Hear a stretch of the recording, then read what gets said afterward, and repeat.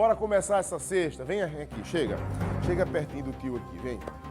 A gente vai começar um programa com mais um caso daqueles que tira a gente da caixinha, tira a gente do prumo.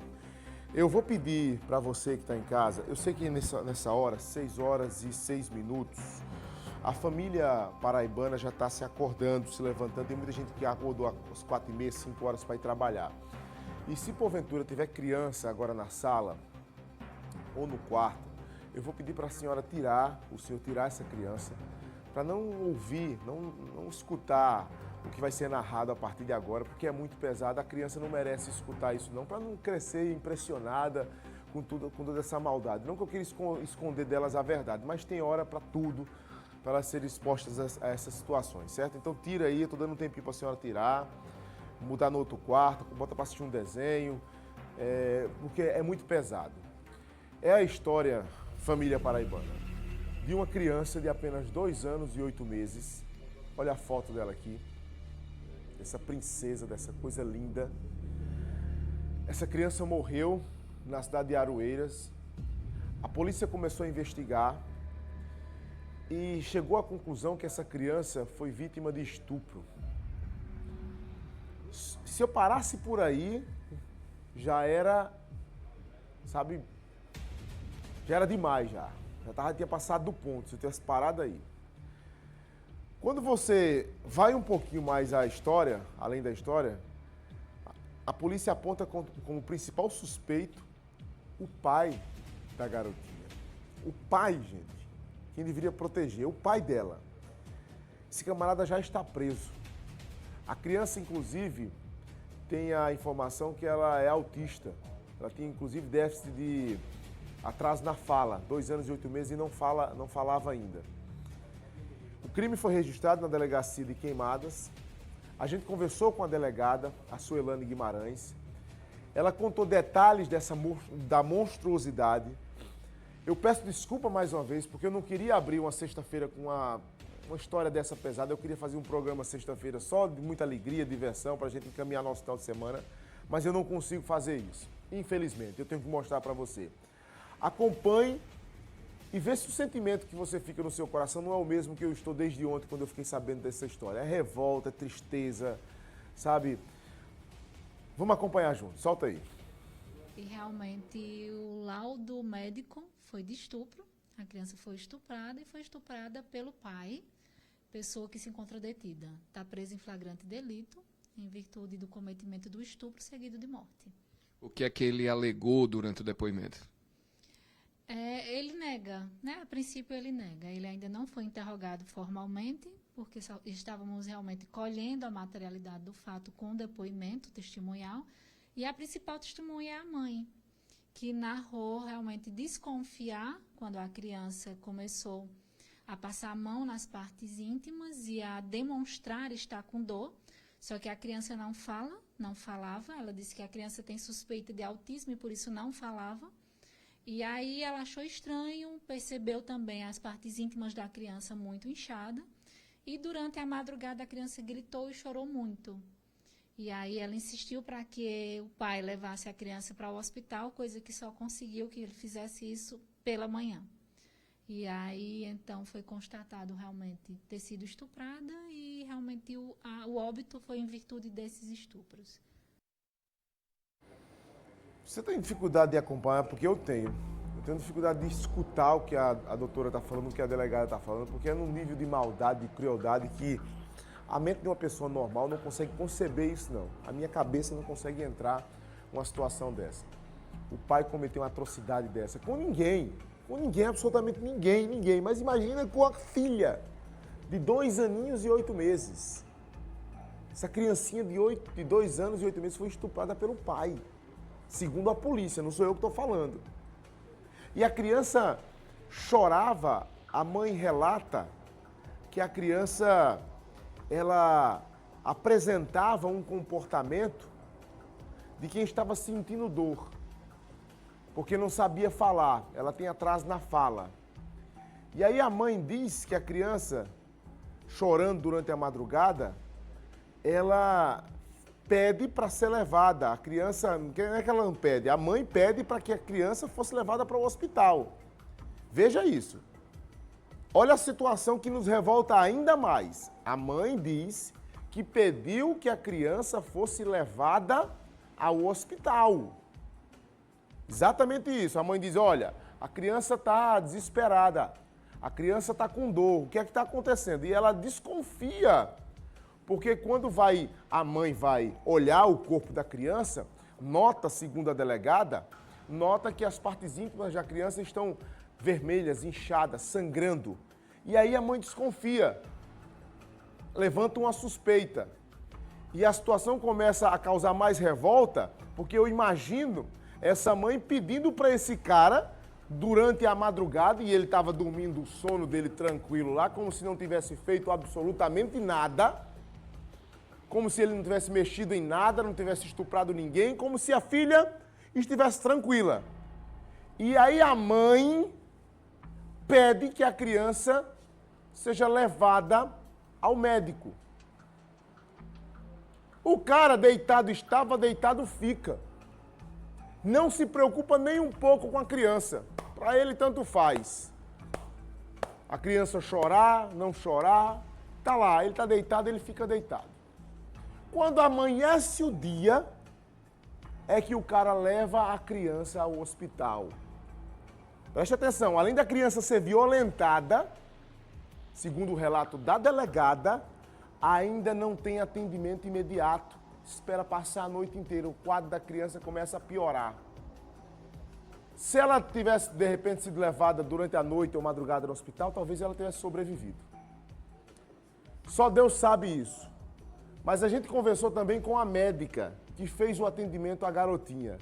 A cada novo depoimento, eu digo a você que me assiste nesse momento, a gente aumenta mais a revolta e a tristeza nessa história toda. Vamos escutar a médica falando. Ela tinha um edema em região cervical. Ela veio para uma consulta de forma eletiva e quando identificamos o quadro dela, a gravidade, encaminhamos diretamente ela para a ala vermelha para conduzir todo o quadro da melhor forma possível. O que é que vocês constataram já de início, porque houve um acionamento policial, o que é que vocês constataram pela parte médica que levou a tomar esse procedimento? Identificamos alguns sinais de violência na paciente, porém não tínhamos como fechar um diagnóstico exato, por isso chamamos a Polícia Militar da cidade, acionamos para que eles pudessem fazer a parte deles também. Que tipo de ferimentos essa criança apresentava? Hemorragia interna, algum tipo de sangramento?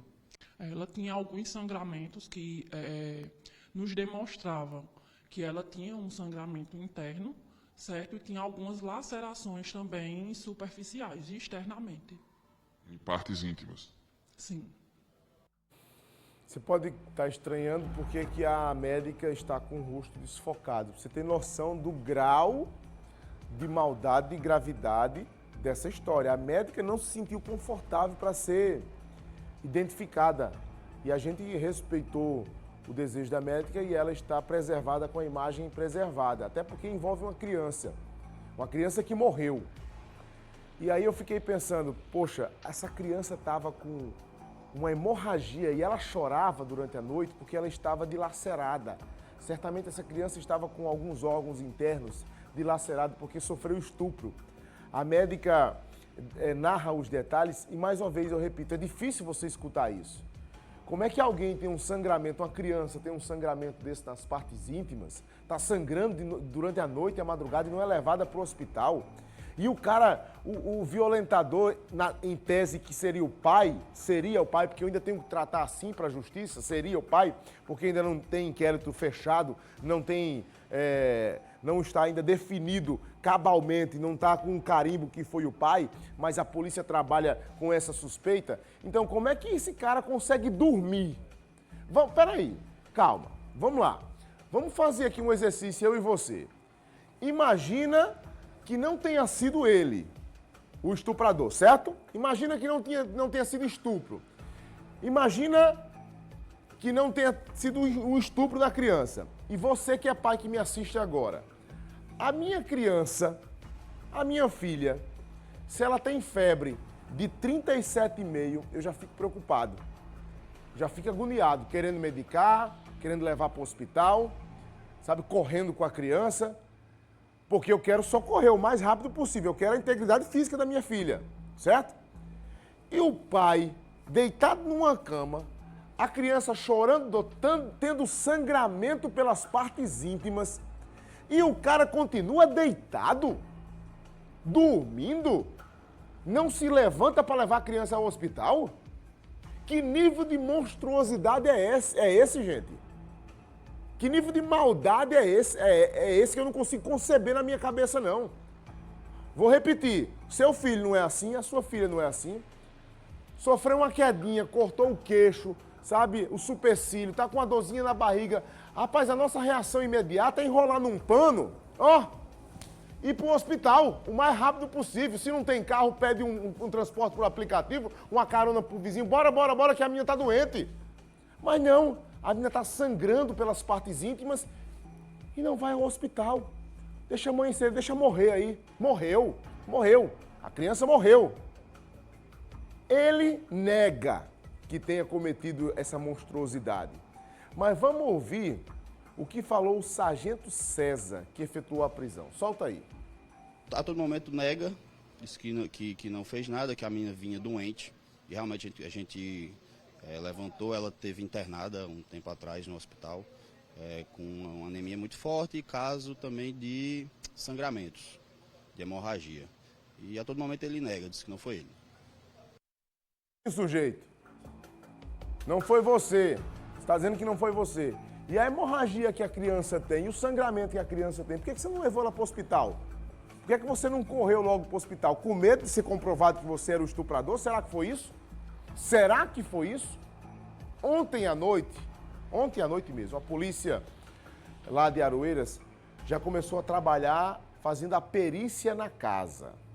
Vai olhar os detalhes da residência, aonde a criança dormia, aonde o casal dormia, como é que essa família vivia dentro de casa, quais os utensílios ali, sabe? Se foi usada alguma coisa aí para violentar a criança. Olha o tanto de material recolhido ali na mão daquela agente que está fazendo a perícia. Inclusive o nosso repórter, o Michel Bruno, acompanhou com exclusividade essa perícia.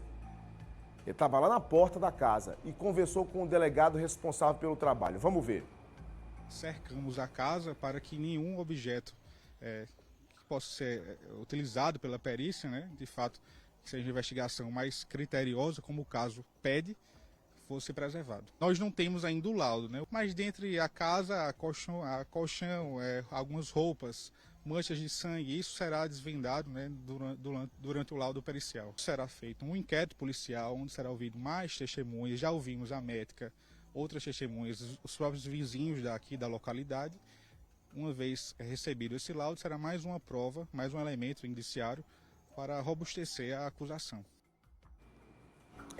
Eu recebi uma informação de que a mãe desconfiava já do marido, do pai da criança.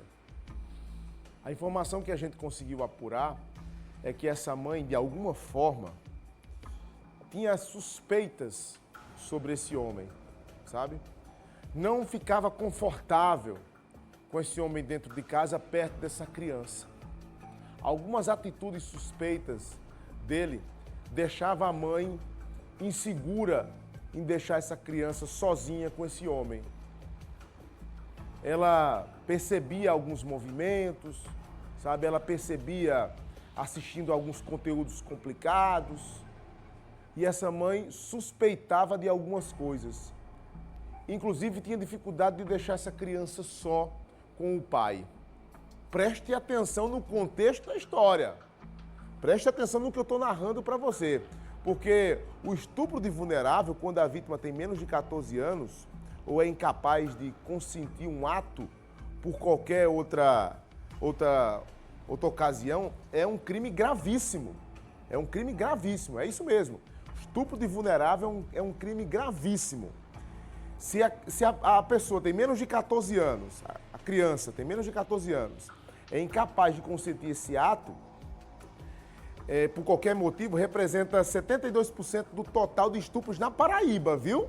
Preste atenção no tanto de estupro que a gente tem e a característica desses casos.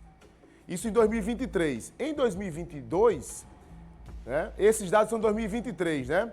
Esses e outros dados foram divulgados ontem através do Anuário Brasileiro de Segurança Pública. Veja o tanto de caso que acontece. O Portal Correio, inclusive, traz uma matéria explicando pra gente o que é o estupro de vulnerável.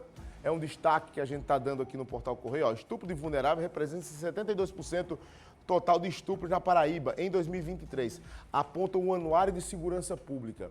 E eu quero chamar a sua atenção para esse número aqui, porque, veja, assim como essa criança de Aroeira sofreu esse estupro dentro de casa, segundo a polícia, fique atento, porque a violência sexual, ela raramente, preste atenção, raramente a violência sexual acontece fora da casa, fora do ambiente do lar. Geralmente acontece dentro de casa.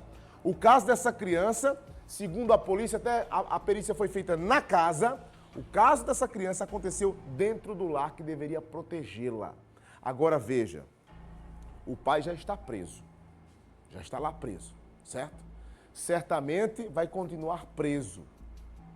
A mãe, certo? Que desconfiava de tudo isso e tinha esse relacionamento com esse homem, era o marido dela, o pai dessa criança. Essa mãe nesse momento deve estar sofrendo demais e deve estar pensando na cabeça dela: poxa, eu desconfiava, eu tinha algo que dizia que esse cara não era uma pessoa, sabe, que merecia confiança. Imagina o sentimento de culpa também que não pode estar brotando na cabeça dessa mãe. Então agora são 6 horas mais 22 minutos, basicamente 20 minutos só falando desse caso, um caso que merece a repercussão, certo? Daqui a pouco eu volto a falar mais sobre esse caso e peço desculpa para você por começar a sua sexta-feira com um caso tão pesado.